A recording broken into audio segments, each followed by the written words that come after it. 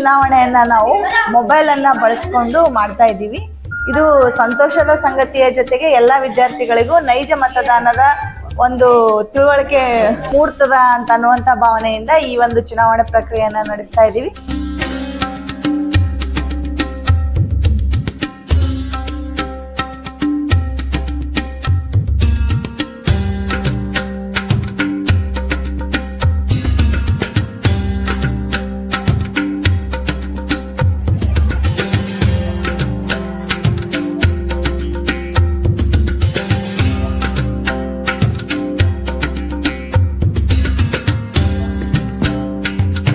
ಯಾವ ರೀತಿ ವಿಧಾನಸಭೆ, ಲೋಕಸಭೆ ಇತ್ಯಾದಿ ಕ್ಷೇತ್ರಗಳಿಗೆ ಶಾಸಕರನ್ನ, ಸಚಿವರನ್ನ ಆಯ್ಕೆ ಮಾಡಲಿಕ್ಕೆ ಯಾವ ರೀತಿ ಮತದಾನವನ್ನ ಮಾಡಲಾಗ್ತದೋ ಅದೇ ಒಂದು ಮಾದರಿಯಲ್ಲಿ ಮಕ್ಕಳಿಗೆ ಆ ಒಂದು ಮತದಾನದ ಪರಿಚಿತವಾಗಲಿಕ್ಕೆ ಒಂದು ಮೊಬೈಲ್ ಸೆಟ್ನಲ್ಲಿಯೇ ನಾವು ಒಂದು ಮತದಾನದ ಒಂದು ಮಷೀನನ್ನ ನಾವು ಇದು ಮಾಡಿಕೊಂಡು ಇವತ್ತು ನಾವು ಮಕ್ಕಳಿಗೆ ಹೊಸದಾದ ಪರಿಚಯವನ್ನ ಮಾಡಿಕೊಡ್ತಿದ್ದೀವಿ.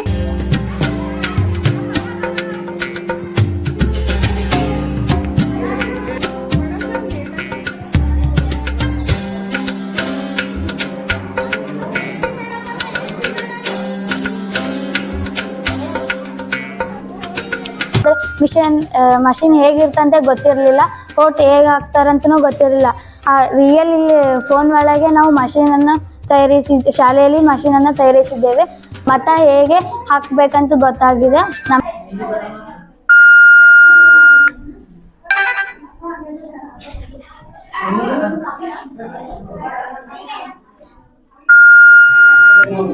ನಮ್ಮ ಶಾಲೆಯಲ್ಲಿ ಶಾಲಾ ಸಂಸತ್ತು ಚುನಾವಣೆ ನಡೀತಾ ಇದೆ.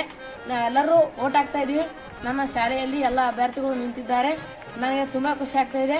ಎಲ್ಲರೂ ಒಂದೊಂದು ಕ್ರೀಡಾ ಮಂತ್ರಿ, ಪ್ರಧಾನಮಂತ್ರಿ ಹೀಗೆ ಎಲ್ಲ ಮಂತ್ರಿಗಳಾಗಿ ಮಾಡುತ್ತಿದ್ದಾರೆ.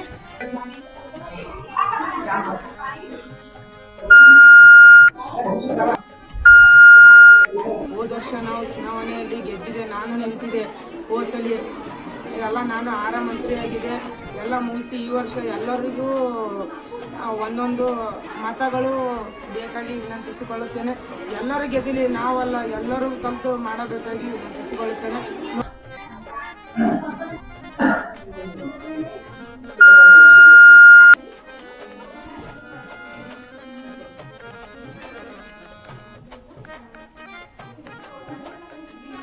ಗ್ರಾಮ ಪಂಚಾಯತಿ ಆಗಿರ್ಬೋದು, ಜಿಲ್ಲಾ ಪಂಚಾಯತ್ ಆಗಿರ್ಬೋದು, ವಿಧಾನಸಭೆ ಮತ್ತು ಲೋಕಸಭೆ ಆಗಿರ್ಬೋದು, ಎಲ್ಲ ಹಂತದಲ್ಲಿ ಯಾವ ರೀತಿಯಾಗಿ ನೈಜವಾಗಿ ಮತದಾನ VVPAT ಮುಖಾಂತರ, ಕಂಟ್ರೋಲ್ ಮಷಿನ್ ಮುಖಾಂತರ, ಸೊ RO ಆಗಿರ್ಬೋದು, PRO ಆಗಿರ್ಬೋದು, APRO ಆಗಿರ್ಬೋದು, ಪೋಲಿಂಗ್ ಆಫೀಸರ್ 1, 2, 3 ಈ ರೀತಿಯಾಗಿ ಎಲ್ಲರೂ ಏನಪ್ಪ ಅಂದರೆ ಸಿಬ್ಬಂದಿ ವತಿಯಿಂದ ನೇಮಕವನ್ನು ಮಾಡಿಕೊಂಡು ನೈಜವಾಗಿ ಮಕ್ಕಳಿಗೆ ಯಾವ ರೀತಿಯಾಗಿ ಮತದಾನ ಮಾಡಬೇಕು ಅನ್ನುವಂಥದ್ದು ಬೈಲೆಟ್ ಮಷಿನ್ ಕೂಡ ಏನಪ್ಪ ಅಂತಂದರೆ ಮಾಡಿದ್ದೀವಿ.